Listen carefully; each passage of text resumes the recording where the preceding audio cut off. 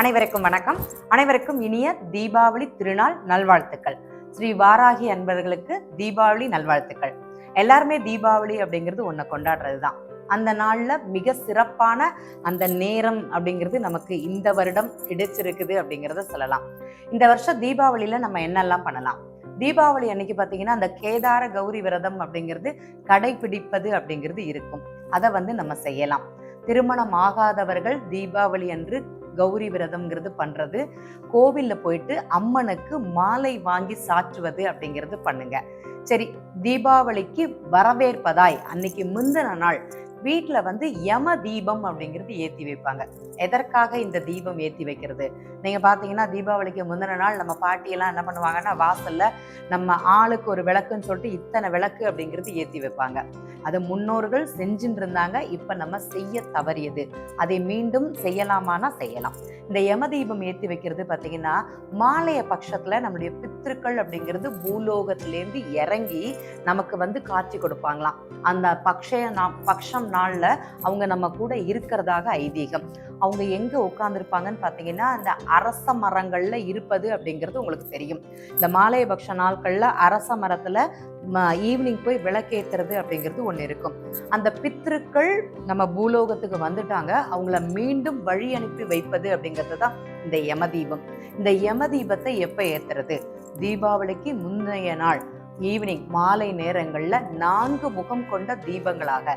இப்போ ஒரு அகல் விளக்கு ஏத்துறோம்னா, இப்போ எங்க வீட்டுல 4 பேர் இருக்காங்கன்னா 4 அகல் தீபங்களை 4 முகமாக.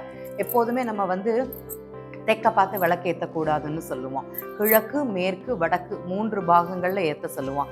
தெற்கு திசை மாத்திரம் விளக்கு அப்படிங்கிறது போடக்கூடாது. வீடுகள்லையும் சரி, ஆலயங்கள்ல விதி விளக்கு அப்படிங்கிறது கூட சொல்லலாம்.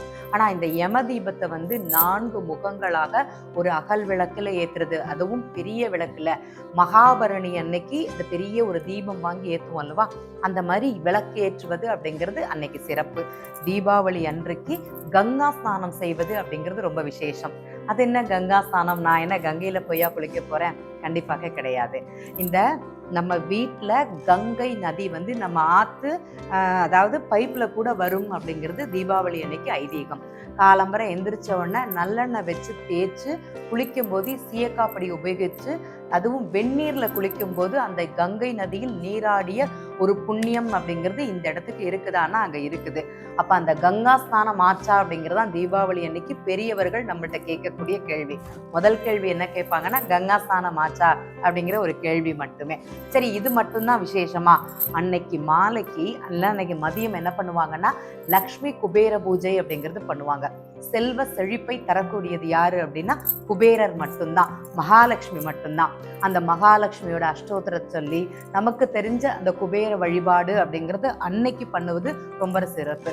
வட மாநிலங்கள்ல பார்த்தீங்கன்னா தீபாவளி அன்னைக்கு மாலைகள்ல விளக்கேற்றி வைத்தும் அந்த மகாலட்சுமி அந்த குபேர பூஜை செய்வதும் அந்த லக்ஷ்மி பூஜை செய்வதும் அப்படிங்கிறது ரொம்ப விசேஷம். அதை நம்ம தெரிந்த அளவு தெரிஞ்சது நமக்கு ஒரு அஷ்டோத்திரம் இல்லைன்னா ஒரு சகஸ்ரநாமாவளி அப்படின்னா அதை கூட நீங்க பண்ணுங்க. அது ஒரு புண்ணியத்தை கொடுக்கும்னா நம்ம வீட்டில் அந்த லக்ஷ்மி கடாட்சம் வருவதற்கு அது ஒரு சிறப்பான ஒரு ஆரம்பமாக இருக்கட்டும் அப்படிங்கிறத இந்த இடத்துல பதிவு பண்ணிக்கிறேன்.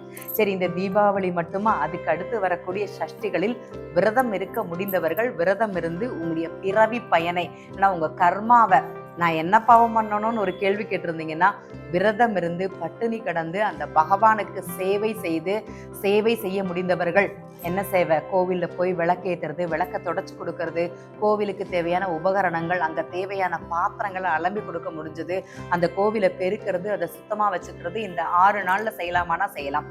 இதெல்லாம் அந்த தீபாவளி, இந்த ஐப்பசி மாதத்தின் மகத்துவம்.